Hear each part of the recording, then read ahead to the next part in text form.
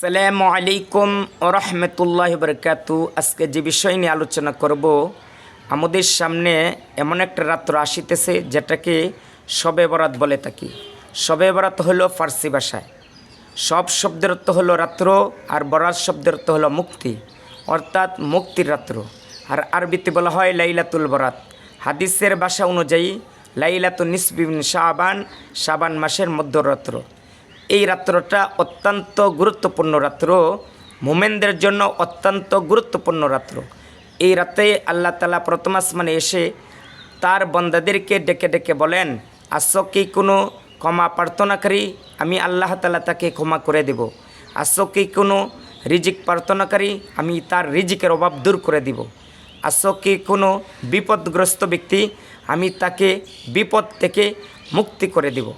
অর্থাৎ এই রাত্রে আল্লাহ তাআলা তার বন্দাদেরকে এভাবে ডেকে ডেকে প্রথম আসমানে এসে ডেকে ডেকে বলতে থাকেন। যে ব্যক্তি এই রাত্রে আল্লাহ তাআলার কাছে কাজ দিলে তওবা করবে, আল্লাহ তাআলার কাছে যে ব্যক্তি কাজ দিলে তওবা করবে, আল্লাহ রাব্বুল আলামিন তার তওবাও কবুল করে নেবেন। আল্লাহ রাব্বুল আলামিন বলেন, ইয়া আইয়ুহাল্লাযীনা আমানু তুবু ইলাল্লাহি তাওবাতান নাসুহা, হে ইমানদারগণ, তোমরা আল্লাহ তাআলার কাছে তওবা করো, উত্তমভাবে তওবা করো। আসা রব্বুকুম আইয়ুকাফিরু আনকুম সাইয়্যাতিকুম ওয়া ইউদখিলাকুম জান্নাতিন তাজরি মিন তাহতিহাল আনহার। শুধু তাই নয়, তার তওবা কবুল করে নিয়ে আল্লাহ তাআলা তাকে মাফ করে দিয়ে তাকে এমন এক জান্নাতের ভিতরে পাঠাবেন যে জান্নাতের তলদেশে প্রবাহিত নদী থাকবে। সুবহানাল্লাহ।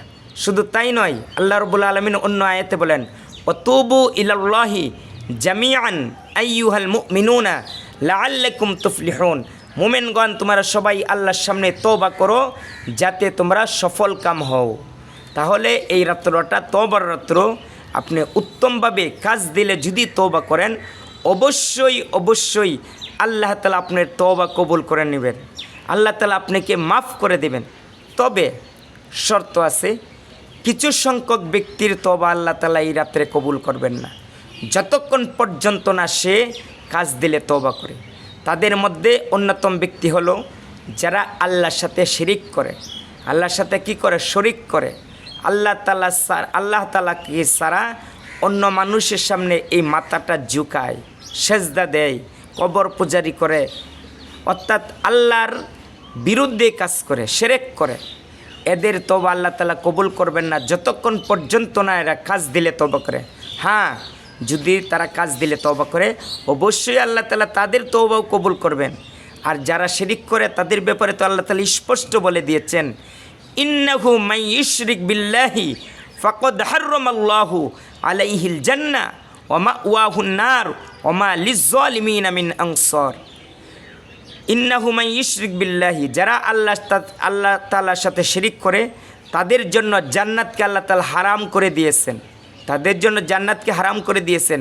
তাদের স্থান হইবে জাহান্নাম, আর জালেমদের জন্য কোনো সাহায্যকারী থাকবে না।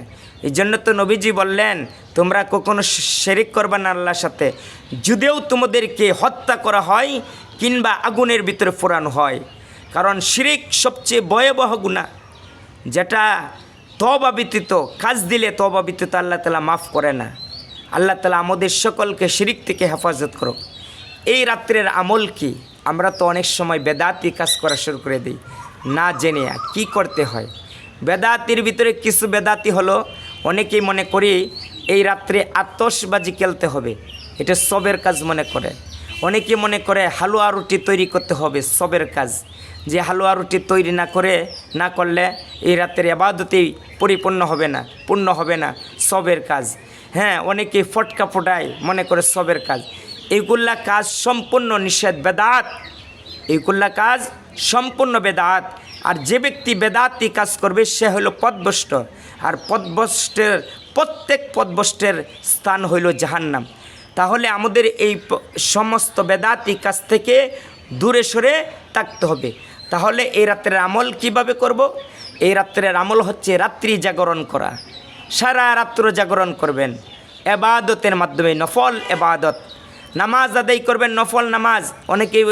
অনেকেই বলে, আমরা ছোটোবেলা বইয়ের ভিতরে পড়তাম যে লাইলাতুল বরাত নামাজের নাম দিয়ে নামাজ পড়তাম, যে 2 রাকাত করে 4 রাকাত পড়তে হবে, এরকম 8 রাকাত পড়তে হবে, 100 রাকাত পড়তে হবে না, এগুলা ঠিক না। আপনি নফল ইবাদত করবেন, নফল নামাজ আদায় করবেন। যারা কোরআন তেলাওয়াত করতে পারি, এই রাত্রে আমরা কোরআন তেলাওয়াত করব, নামাজ আদায় করব, কোরআন তেলাওয়াত করব। কোরআন তেলাওয়াত যদি না পারি তাহলে তসবিহ পাঠ করব। হ্যাঁ, সুবহানাল্লাহ, আলহামদুলিল্লাহ, আল্লাহু আকবার, এই তসবিহগুলো পাঠ করব। এই রাত্রের ইবাদত হচ্ছে রাত্রি জাগরণ করা নফল ইবাদতের মাধ্যমে। পরদিন রোজা রাখতে পারেন, পরদিন রোজা রাখতে পারেন, সবের কাজ। হ্যাঁ, আরেকটা আমল হচ্ছে কবরবাসীদের জন্য দোয়া করা। আপনার পিতামাতা, দাদা দাদি, নানা নানি, শ্বশুর শাশুড়ি, অন্য অন্য আত্মীয় স্বজন, পৃথিবীর সমস্ত মুসলমানদের জন্য আপনি দোয়া করতে পারেন, কবর জিয়ারত করতে পারেন। একা একা গিয়ে কবর জিয়ারত করবেন। আল্লাহ তাআলা আমাদেরকে পবিত্র শবে বরাতের সহিভাবে, সঠিকভাবে এবাদত করে, সঠিকভাবে এবাদত করে আল্লাহ তাআলার সামনে কাজ দিলে তওবা করে আমরা আমাদের গুনাহ যেন মাফ করাইতে পারি, সেই তৌফিক দান করুক। আসসালামু আলাইকুম ওয়া রাহমাতুল্লাহি ওয়া বারাকাতুহু।